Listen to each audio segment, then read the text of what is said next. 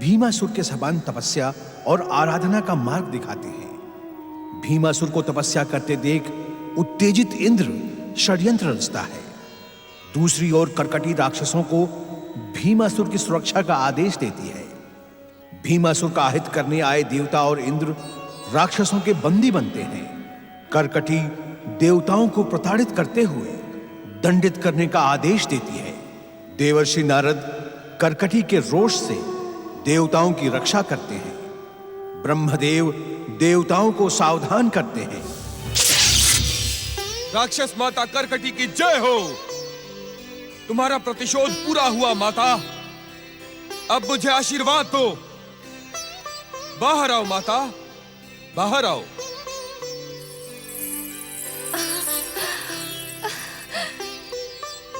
कुमार, अपनी विजय के लिए मेरी बधाई स्वीकार करो। माता कर्कटी कहाँ है? राजकुमारी के लौटने की प्रतीक्षा तो मैं भी कर रही हूं ना राजकुमार। उस दिन की गई, वे आज तक नहीं लौटी। क्या? ये आप क्या कह रही हैं? क्या आपने उन्हें खोजने का प्रयास नहीं किया? उन्होंने मुझे शपथ दी थी कुमार कि यदि मैंने उनके सामने तुम्हारा नाम लिया तो वे आत्महत्या कर लेंगी। इसी कारण मैं विवश थी कुमार।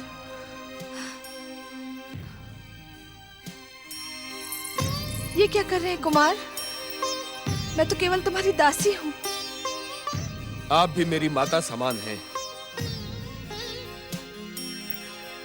आज मैं अपनी माता का प्रतिशोध पूरा करके उनसे आशीर्वाद लेने आया था, परंतु मुझ अभागे को अपनी माता का आशीर्वाद भी प्राप्त नहीं हुआ। काकी, आपको मुझ पर एक उपकार करना होगा। आप आदेश करें कुमार। किसी भी प्रकार मेरी माता को ढूंढकर उन्हें इस बात की सूचना दें कि उनका प्रतिशोध पूरा हुआ। मैंने न केवल स्वर्ग पर विजय प्राप्त की है, अपितु प्रत्यक्ष और द्वंद्व युद्ध में श्री हरि विष्णु को भी परास्त किया है। यह सूचना पाते ही वे प्रसन्न होकर लौट आएंगी। आपको यह सूचना उन तक पहुंचानी होगी काकी। जैसी कुमार की आज्ञा। परंतु कुमार, स्वयं माता को खोजने जाते तो अधिक उचित होता। नहीं काकी, माता कर्कटी तक ये शुभ समाचार आपको ही पहुंचाना होगा। अभी मेरा अभियान पूरा नहीं हुआ। मुझे पृथ्वी लोक पर भी अधिकार करना है। अपने पृथ्वी अभियान को सफल करने के लिए वरदानी भीमासुर विशाल राक्षसी सेना लेकर निकल पड़ा। अनेक राज्यों पर अधिकार करते हुए वो कामरूप देश पहुंचा, जहां के राजा परम शिव भक्त महाराज सुदक्षिण, जो राजा होते हुए भी स्वयं को शिव चरणों का दास समझते हुए सदा ऋषि वेश में अपना राजकाज संभालते हैं। आज भी महाराज सुदक्षिण की राजसभा में उनके स्थान पर विश्वनाथ भगवान शिव की जय जयकार हो रही है। भगवान आशुतोष की जय! भगवान आशुतोष की जय! हर हर महादेव, हर हर महादेव।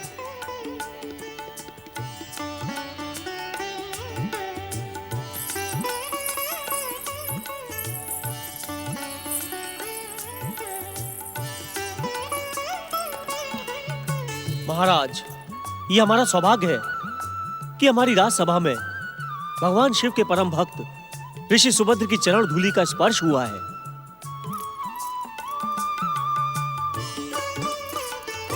महाराज सुदक्षिण, महारानी सुदक्षिणा, आप दोनों की शिव भक्ति वास्तव में प्रशंसा की योग्य है। भोलेनाथ की आप दोनों पर असीम कृपा है। शिव भक्त के रूप में आप दोनों की कीर्ति दूर दूर तक प्रसारित हो चुकी है। ऋषिवर, ये भगवान भोलेनाथ और आप जैसे ऋषियों के आशीर्वाद का फल है। गुरु बिना ज्ञान, भक्ति, परमार्थ एवं मुक्ति कुछ भी प्राप्त नहीं होता।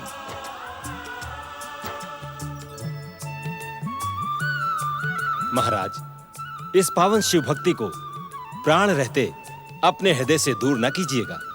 कैसा भी संकट आए, शिव चरणों में दृढ़ रहिएगा। ऋषिवर, शिव कृपा से आप वर्तमान, भूत और भविष्य सभी कुछ जानते हैं।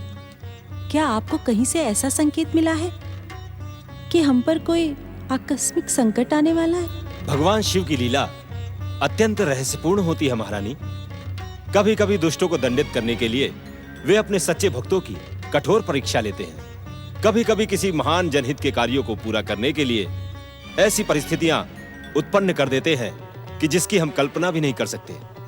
इस समय हम एक आवश्यक बात कहने के लिए ही यहाँ आए हैं। ऋषिवर, क्या आपको अपनी बात कहने के लिए एकांत की आवश्यकता है? नहीं महाराज, हमें एकांत की नहीं, ध्यान की आवश्यकता है। अर्थात?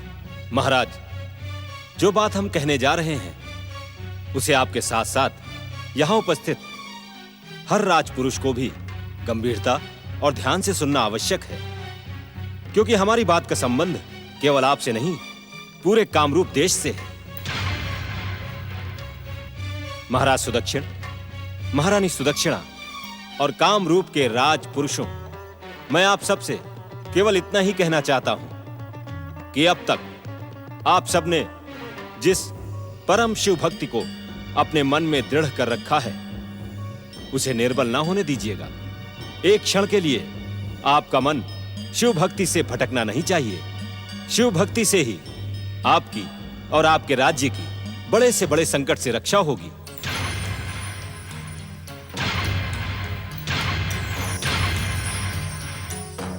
हम केवल यही कहने और आप सबको सावधान करने आए थे।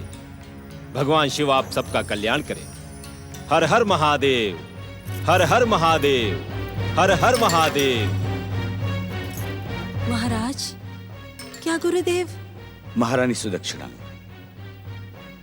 गुरुदेव तो हमारी शिव भक्ति को दृढ़ करने आए थे। आप किसी प्रकार की शंका न करें। ओम नमः शिवाय, ओम नमः शिवाय, ओम नमः शिवाय। राजकुमारी करकटी, कहाँ हैं आप?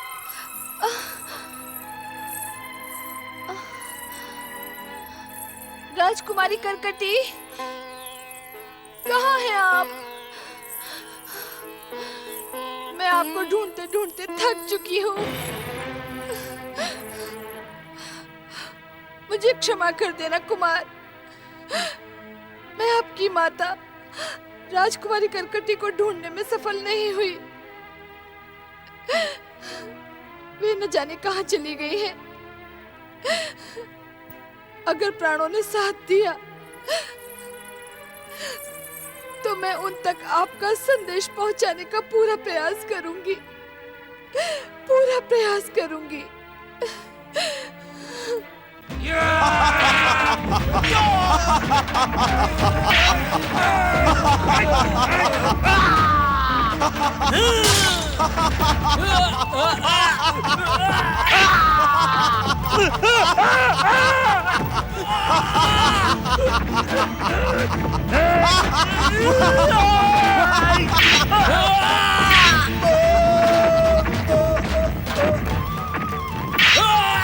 राक्षस वीरों, मेरे पिता महाराज कुंभकर्ण और ज्येष्ठ काकाश्री महाराज रावण के समान पृथ्वी के सातों द्वीपों पर मेरा अधिकार होना चाहिए। जाओ, हर द्वीप पर अधिकार कर लो। जो तुम्हारी बात माने उसे जीवन, और जो ना माने उसे मृत्यु दंड दो। जाओ।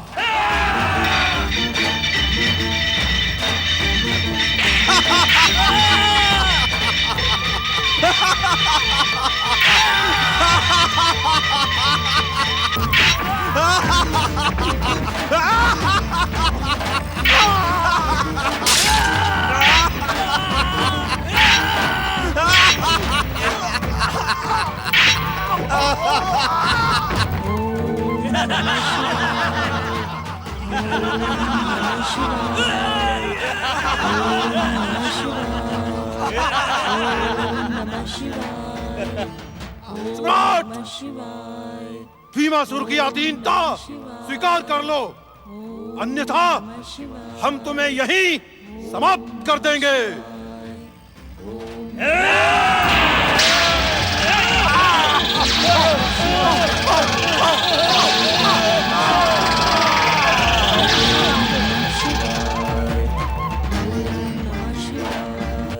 नारायण नारायण नारायण, भजमन नारायण नारायण। राजकुमारी करकटी, कहाँ है आप? कहाँ है आप राजकुमारी करकटी? कहाँ है आप राजकुमारी? मैं आपको खोजते खोजते थक चुकी हूँ। कहाँ है आप? कहाँ है आप? नारायण नारायण। तो रक्तांबरी भगवान भोलेनाथ की कृपा से अपनी स्वामिनी राक्षस माता करकटी को मिलने में सफल नहीं हुई। नारायण नारायण।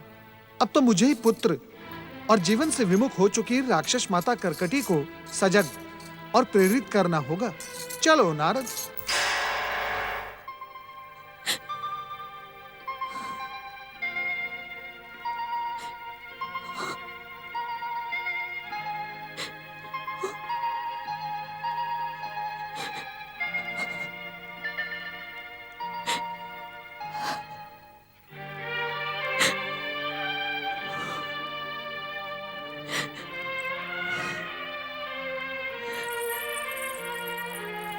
एक और दिन समाप्त हुआ, किंतु मेरा प्रतिशोध अब भी पूर्ण नहीं हुआ। मुझे क्षमा करें महाराज कुंभकर्ण, मुझे पता नहीं था कि आपका पुत्र कुपुत्र होगा। सम्राट बनने की इच्छा उसे अपने पिता के हत्यारे को भुला देगी। मैं जानती हूं महाराज, यमलोक में आपकी आत्मा प्रतिशोध के लिए तड़प रही होगी, किंतु मैं क्या करूं? मैं विवश हूं, मैं विवश हूं। नारायण नारायण। तुम्हारा आंसू बहाना व्यर्थ है राक्षस माता करकटी। तुम्हारा पुत्र मर्यादा पुरुषोत्तम श्री राम से प्रतिशोध ले ही नहीं सकता। तुम्हारा प्रतिशोध पूर्ण करने के लिए तुम्हारे पुत्र ने न केवल स्वर्ग अपितु जगत पालक श्री हरि विष्णु को द्वंद्व युद्ध में परास्त किया है। किसी की जय और पराजय से मेरा कोई संबंध नहीं है। मैं तो केवल राम, लक्ष्मण और हनुमान की पराजय का समाचार सुनना चाहती हूँ। नारायण नारायण। राक्षस माता करकटी, प्रतिशोध की बात को मन से निकाल दो। कैसे निकाल दूं नारद मुनि? इसी प्रतिशोध को पूरा करने के लिए तो ये विधवा अपने पति की मृत्यु के पश्चात भी जीवित है। नारायण नारायण। राक्षस माता करकटी, तुम्हारा प्रतिशोध तो तभी पूर्ण होगा जब श्री राम होंगे। राम नहीं? आप कहना क्या चाहते हैं? अयोध्या के राजा श्री राम अपने अनुज लक्ष्मण जी के साथ अपने अवतार को सार्थक करके पृथ्वीलोक से प्रस्थान कर चुके हैं। अब उनसे प्रतिशोध लेने की बात मन में रखना केवल व्यर्थ ही नहीं, मूर्खतापूर्ण है। नारायण नारायण। राक्षस माता करकटी, इस समय तुम्हें तुम्हारा कर्तव्य पुकार रहा है। अपने और अपने प्रिय पति कुंभकर्ण के प्रेम के चिन्ह भीमासुर को मृत्यु के मुख में जाने से बचाओ। बचाओ उसे, बचाओ। वो स्वर्ग का सम्राट श्री हरि को पराजित करने वाला भीमासुर, उसे भला कौन मार सकता है? शिव शंकर। शिव शंकर? नारायण नारायण। तनिक स्मरण करे राक्षस माता करकटी, स्मरण करे। भीमासुर को वरदान देते समय परमपिता ब्रह्मा जी ने क्या कहा था? क्या कहा था? मुझे कुछ याद नहीं। नारायण नारायण। मैं याद दिलाता हूं। परमपिता ब्रह्मा जी ने कहा था, यदि तुम्हारा पुत्र भीमासुर शिव भक्तों को सताएगा तो उसका अंत भगवान भोलेनाथ के हाथों निश्चित है। इस समय तुम्हारा पुत्र भीमासुर पृथ्वीवासी शिव भक्तों को सता रहा है। पृथ्वी पर प्रेम करने वाले और अपने भक्तों पर असीम प्रेम करने वाले भगवान भोलेनाथ अपने भक्तों की करुण पुकार को अनसुनी कभी नहीं करेंगे। उसे रोको अन्यथा नारायण नारायण। किंतु मैं तो उससे सारे संबंध तोड़ चुकी हूँ। नारायण नारायण। राक्षस माता कर्कटी, माता और पुत्र का संबंध तोड़ने से कभी नहीं टूटता। माता और पुत्र का संबंध उतना ही पवित्र होता है जितना पति और पत्नी का। और राक्षस माता, अपने मृत पति के लिए अपने जीवित पुत्र का जीवन दांव पर न लगाओ। उसे रोको राक्षस माता कर्कटी, उसे रोको, अन्यथा तुम्हारे पास ये आंसू बहाने के अतिरिक्त कुछ भी शेष नहीं बचेगा। जाओ, उसे रोको।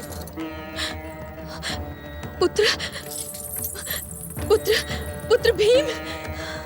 नारायण नारायण। धन्य है भोलेनाथ आप और आपकी लीला। धन्य है भोलेनाथ, कुछ ऐसी लीला करें आप कि राक्षस माता कर्कटी अपने पुत्र को सद्बुद्धि देने में सफल हो जाए। नारायण नारायण।